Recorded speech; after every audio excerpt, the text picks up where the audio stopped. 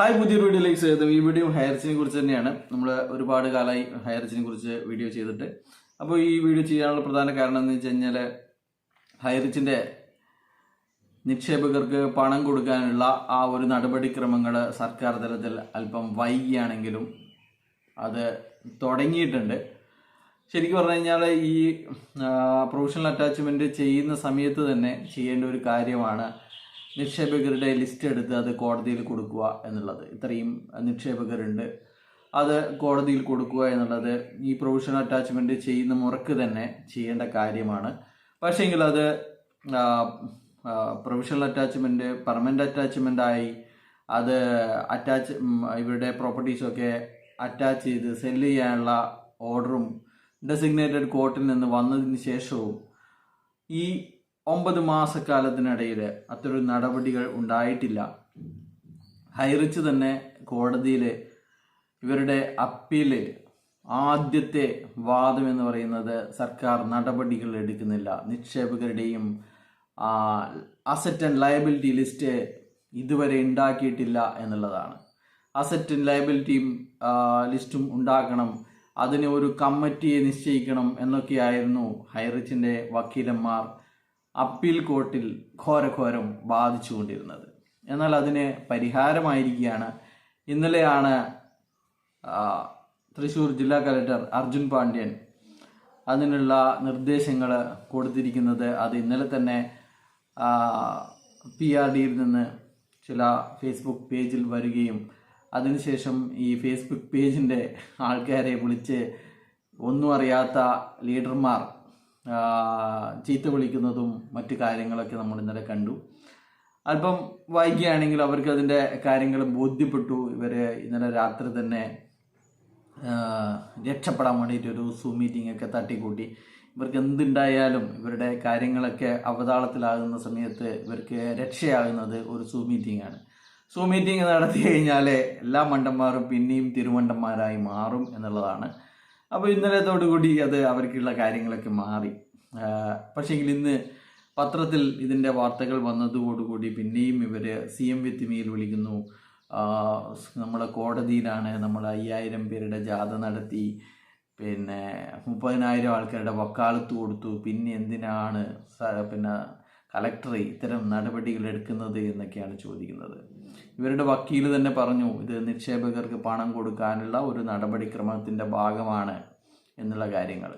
നിങ്ങൾ നിക്ഷേപകരാണോ, നിങ്ങൾ അതിൽ ക്ലെയിം പെറ്റീഷൻ കൊടുക്കുകയാണെങ്കിൽ നിങ്ങൾക്ക് പണം കിട്ടും, അല്ലെങ്കിൽ നിങ്ങൾക്ക് പണം കിട്ടുകയില്ല എന്നുള്ളതാണ്. അപ്പോൾ ഈ ലീഡർമാർ ഒരുപാട് ആൾക്കാരെ ചേർത്തവർ ഒക്കെ ഇതിനെ തടയിടാൻ നിൽക്കും, അതൊക്കെ ഉള്ളതാണ്. അപ്പോൾ FIR ഇട്ട ഒരു 200-നടുത്ത് ആൾക്കാർ ഇപ്പോഴുണ്ട്.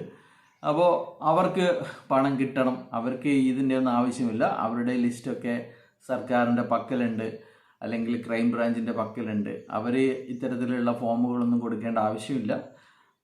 അപ്പോൾ മറ്റുള്ളവർക്ക് ആരെങ്കിലും ഇത് അറിയാതിരിക്കുന്നവർ ഉണ്ടെങ്കിൽ അവർക്ക് വേണ്ടിയിട്ടാണ് ഈ പത്രപരസ്യം ഗവൺമെൻറ് കൊടുക്കുന്നത്. നിയമപരമായിട്ട് ചെയ്യേണ്ട ഒരു കാര്യമാണ്, പത്രപരസ്യം കൊടുക്കണം. പിന്നെ ഒരു ഫോർമാറ്റ് ഉണ്ട്, ആ ഫോർമാറ്റ് ഇതുവരെ എൻ്റെ കയ്യിൽ കിട്ടിയിട്ടില്ല, കിട്ടിയിട്ടുണ്ടെങ്കിൽ ഷെയർ ചെയ്യാം. അപ്പോൾ ഇത് ആരും തന്നെ നിങ്ങളുടെ പണം സർക്കാരിലേക്ക് കൊടുത്തതാണെങ്കിൽ മറ്റ് ഗവൺമെൻറ് ഡിപ്പാർട്ട്മെൻറ്റിലേക്ക് അത് ഉപയോഗിക്കട്ടെ എന്നുള്ളതാണെങ്കിൽ നിങ്ങൾ ഒരിക്കലും ക്ലെയിം പെറ്റീഷൻ കൊടുക്കേണ്ട ആവശ്യമില്ല. അല്ലെങ്കിൽ നിങ്ങൾ ക്ലെയിം പെറ്റീഷൻ കൊടുത്തു കഴിഞ്ഞാൽ നിങ്ങൾക്ക് അതിൻ്റെ സ്പീഡപ്പ് ആക്കാം, അതിൻ്റെ പ്രോസസ്സുകൾ അന്വേഷിക്കാം. ഞാൻ ഇത്രാം തീയതി ക്ലെയിം പെറ്റീഷൻ കൊടുത്തതാണ്, അങ്ങനെയുള്ള കാര്യങ്ങളൊക്കെ ചെയ്യാൻ സാധിക്കും. അതുകൊണ്ട് ആവശ്യമുള്ളവർ മാത്രം, ആരെയും നിർബന്ധിക്കരുത്, ആവശ്യമുള്ളവർ മാത്രം ക്ലെയിം പെറ്റീഷൻ കൊടുക്കുക. നിങ്ങളുടെ ഈ ഒരു കമ്പനിയിൽ എത്ര നിക്ഷേപമുണ്ട്, എത്ര ആൾക്കാർ 3 ഇരട്ടി കിട്ടാൻ വേണ്ടി പണം ഇരട്ടിപ്പിക്കൽ നമ്മൾ കേട്ടിട്ടുണ്ട്. പണം ഇരട്ടിപ്പിക്കാനാണ് സാധാരണഗതിയിൽ ആൾക്കാർ ഇത്തരം പ്രൈവറ്റ് കമ്പനികളിൽ അനധികൃത നിക്ഷേപങ്ങളൊക്കെ സ്വീകരിക്കുക, പണം ഇരട്ടിപ്പിക്കാനാണ്. എന്നാൽ ഇത് ഇരട്ടിപ്പിക്കലല്ല, ഇത് 3 ഇരട്ടിയും 10 ഇരട്ടിയും ഒക്കെ കിട്ടാൻ വേണ്ടിയിട്ടാണ് ആൾക്കാർ ഇതിൽ പണം പുരവിറ്റിട്ടും സ്വർണം വിറ്റിട്ടും കടം വാങ്ങിയും ഒക്കെ ഇട്ടിരിക്കുന്നത്. അത് സർക്കാരിലേക്ക് കണ്ടുകെട്ടുകയാണോ വേണ്ടത്, അല്ലെങ്കിൽ നിങ്ങൾക്ക് അത് വേണോ എന്നുള്ളത് നിങ്ങളുടെ മാത്രമാണ്. ആരും പറയുന്നത് കേൾക്കണ്ട, ഞാനും പറയുന്നത് കേൾക്കണ്ട, ആരും ഇവരുടെ പേരെടുത്തിട്ടൊന്നും പറയുന്നില്ല. ആരും പറയുന്നത് കേൾക്കേണ്ട. നിങ്ങളുടെ മാത്രം ബുദ്ധിയിൽ നിങ്ങൾക്ക് എന്താണോ തോന്നുന്നത് അതിനനുസരിച്ചിട്ട് നീങ്ങുക. അടുത്ത 4-ാം തീയതി വരെ, നവംബർ 4-ാം തീയതി വരെ നിങ്ങൾക്ക് അതിനുള്ള ഓപ്ഷൻ ഉണ്ട്. അതിനുശേഷം ഈ ലിസ്റ്റ് എത്ര ആൾക്കാർക്കാണ് ഇപ്പോൾ ആവശ്യമുള്ളത് എന്നുള്ള ലിസ്റ്റ് പിന്നെ കോടതിയിൽ കൊടുത്ത് അതിൻ്റെ അപ്രൂവൽ വാങ്ങി ഇപ്പോൾ തന്നെ ഈ ട്രഷറിയിൽ ചില അക്കൗണ്ടുകളിലെ പണം എത്തിത്തുടങ്ങിയിട്ടുണ്ടെന്നുള്ള സന്തോഷ വാർത്തയും കൂടി നിങ്ങളെ അറിയിക്കുകയാണ്. ഇവരെ ഒരുപാട് ബാങ്കുകളെയൊക്കെ സ്വാധീനിച്ച് അത് ട്രഷറിയിലേക്ക് മാറ്റാതിരിക്കാൻ വേണ്ടിയിട്ടുള്ള ശ്രമങ്ങൾ നടത്തുന്നുണ്ട്. പക്ഷേങ്കിൽ അതിലൊന്നും ഒരു കാര്യമില്ല. ഇവർ കുറച്ചു കാലം അത് പിന്നെ നമ്മളിപ്പോൾ വെന്റിലേറ്ററിലിട്ട് കഴിഞ്ഞാൽ അതിനൊരു കണക്കുണ്ട്, അത്രയേ ഉള്ളൂ. അതിനുശേഷം അത് പോവുക തന്നെ ചെയ്യും, ആൾക്കാർ പോവുക തന്നെ ചെയ്യും. അപ്പോൾ അത് തന്നെയാണ് ഇപ്പോൾ പറയാനുള്ളത്. ആരും തന്നെ നിർബന്ധിച്ച് ക്ലെയിം പെറ്റീഷൻ കൊടുക്കേണ്ട ആവശ്യമില്ല. നിങ്ങളുടെയൊക്കെ കൃത്യമായിട്ടുള്ള കണക്ക് ക്രൈംബ്രാഞ്ചിൻ്റെ കയ്യിലുണ്ട്. കഴിഞ്ഞ ദിവസം കൂടി ക്രൈംബ്രാഞ്ചിൻ്റെ അടുത്ത് മൊഴി നൽകാൻ പോയവരൊക്കെ അതൊക്കെ കണ്ട് ബോധ്യപ്പെട്ടതാണ്. നിങ്ങളുടെ സോഫ്റ്റ്വെയർ കാര്യങ്ങളൊക്കെ ക്രൈംബ്രാഞ്ച് ഡെയിലി ഉപയോഗിക്കുന്നുണ്ട്. നിങ്ങളൊക്കെ എത്രയാ കിട്ടീനി എന്നുള്ള കണക്കൊക്കെ അവിടെയുണ്ട്. അത് നിങ്ങൾ നമ്മൾ റെഡീം കൂപ്പണാണ്, എന്തോ മുൻകൂർ തുകയാണ് എന്ന് പറഞ്ഞാലൊന്നും ഒരു കാര്യമില്ല. അപ്പോൾ ഇത് ഒരു തട്ടിപ്പാണ് എന്ന് അക്ഷരം പഠിച്ചു തുടങ്ങുന്ന ആൾക്കാർക്ക് പോലും അറിയാം. ഹൈറിച്ച് എന്ന് പറയുന്നത് ഒരു തട്ടിപ്പാണ്, അത് തിരിച്ചു വരില്ല. അപ്പോൾ നിങ്ങളധികം വിഷമിപ്പിക്കുന്നില്ല. ഇനിയിപ്പം നമുക്ക് കൂടുതലൊന്നും പറയാനില്ല. ഇനിയിപ്പം നിങ്ങൾ ക്ലെയിം പെറ്റീഷൻ കൊടുക്കുക, അതിൻ്റെ സ്റ്റാറ്റസുകൾ കലക്ടറേറ്റിൽ പോയി അന്വേഷിച്ച് കാര്യങ്ങളൊക്കെ ചെക്ക് വാങ്ങുക, അല്ലെങ്കിൽ നിങ്ങളുടെ അക്കൗണ്ടിലേക്ക് ട്രഷറിയിൽ നിന്ന് ട്രാൻസ്ഫർ ആണെങ്കിൽ അങ്ങനെ വാങ്ങുക എന്നുള്ളതേ ഉള്ളൂ. അപ്പോൾ നമുക്കൊന്നും അങ്ങനെയൊക്കെ കിട്ടിക്കഴിഞ്ഞാൽ നമുക്ക് വളരെ സന്തോഷം. കിട്ടിക്കഴിഞ്ഞാൽ ഏതെങ്കിലും ഒരു വീഡിയോയുടെ അടിയിൽ വന്ന് കമൻറ്റ് ചെയ്യുക, എനിക്കിന്ന് പണം കിട്ടി എന്ന് മാത്രം. Okay, bye. അപ്പോൾ ഈ വീഡിയോ ചെയ്യാനുള്ള പ്രധാന കാരണം എന്ന് വെച്ച് കഴിഞ്ഞാൽ ഹൈറിച്ചിൻ്റെ നിക്ഷേപകർക്ക് പണം കൊടുക്കാനുള്ള ആ ഒരു നടപടിക്രമങ്ങൾ സർക്കാർ തലത്തിൽ അല്പം വൈകിയാണെങ്കിലും അത് തുടങ്ങിയിട്ടുണ്ട്.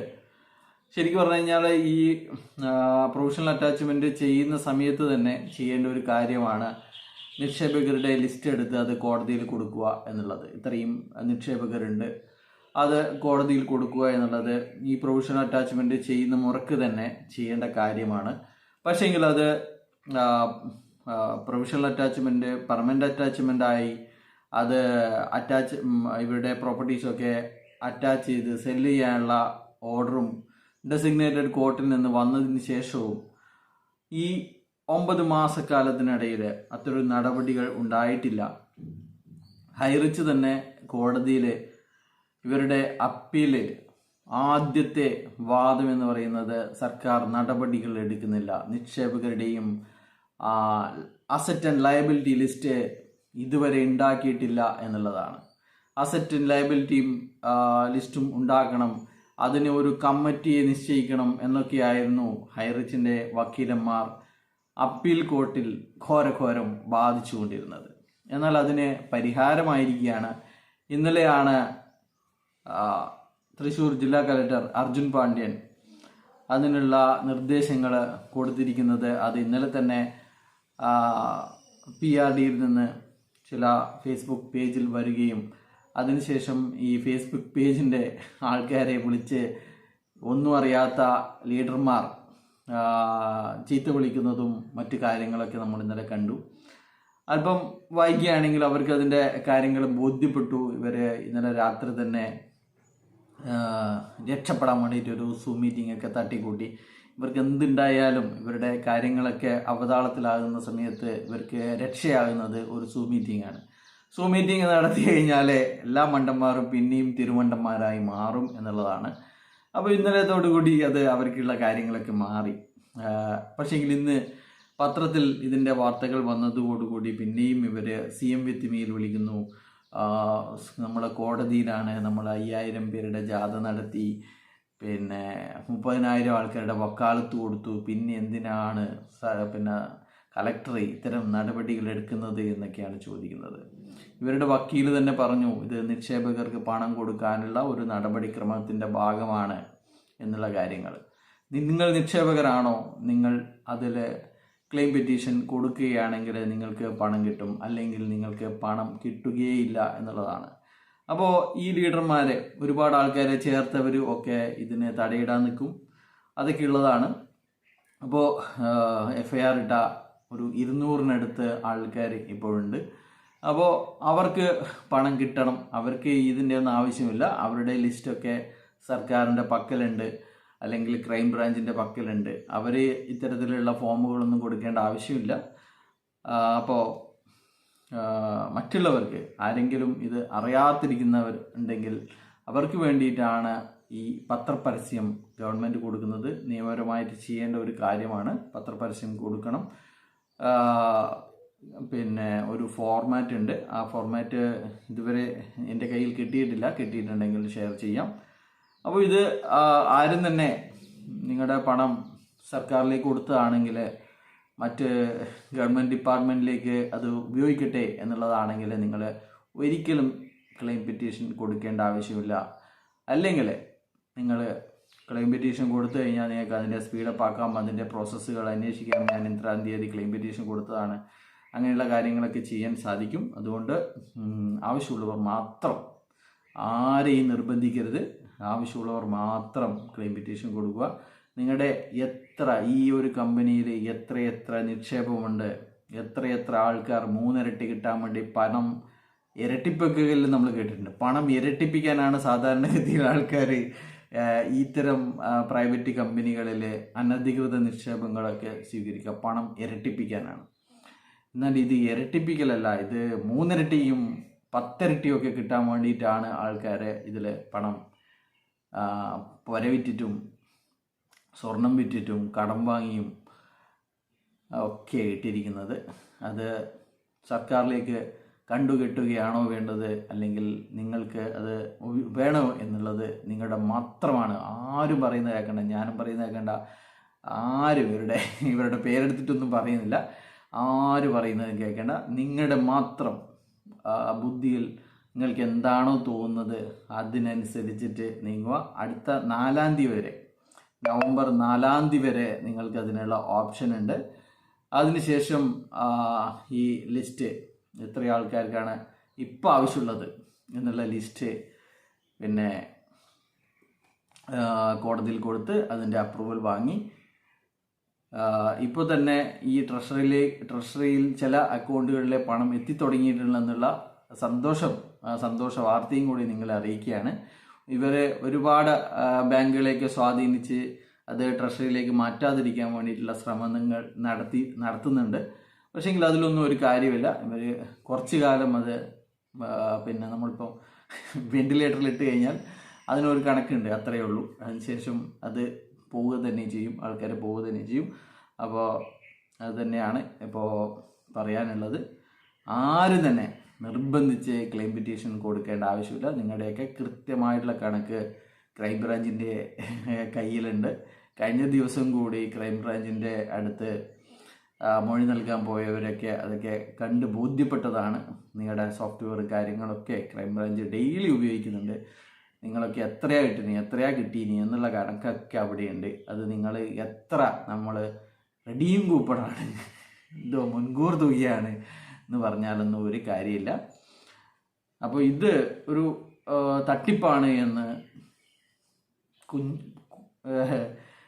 അക്ഷരം പഠിച്ചു തുടങ്ങുന്ന ആൾക്കാർക്ക് പോലും അറിയാം. ഹൈറിച്ച് എന്ന് പറയുന്നത് ഒരു തട്ടിപ്പാണ്, അത് തിരിച്ചു വരില്ല. അപ്പോൾ നിങ്ങളധികം വിഷമിപ്പിക്കുന്നില്ല. ഇനിയിപ്പം നമുക്ക് കൂടുതലൊന്നും പറയാനില്ല. ഇനിയിപ്പം നിങ്ങൾ ക്ലെയിം പെറ്റീഷൻ കൊടുക്കുക, അതിൻ്റെ സ്റ്റാറ്റസുകൾ കലക്ടറേറ്റിൽ പോയി അന്വേഷിച്ച് കാര്യങ്ങളൊക്കെ ചെക്ക് വാങ്ങുക, അല്ലെങ്കിൽ നിങ്ങളുടെ അക്കൗണ്ടിലേക്ക് ട്രഷറിയിൽ നിന്ന് ട്രാൻസ്ഫർ ആണെങ്കിൽ അങ്ങനെ വാങ്ങുക എന്നുള്ളതേ ഉള്ളൂ. അപ്പോൾ നമുക്കൊന്നും അങ്ങനെയൊക്കെ കിട്ടിക്കഴിഞ്ഞാൽ നമുക്ക് വളരെ സന്തോഷം. കിട്ടിക്കഴിഞ്ഞാൽ ഏതെങ്കിലും ഒരു വീഡിയോയുടെ അടിയിൽ വന്ന് കമൻറ്റ് ചെയ്യുക, എനിക്കിന്ന് പണം കിട്ടി എന്ന് മാത്രം. Okay, by.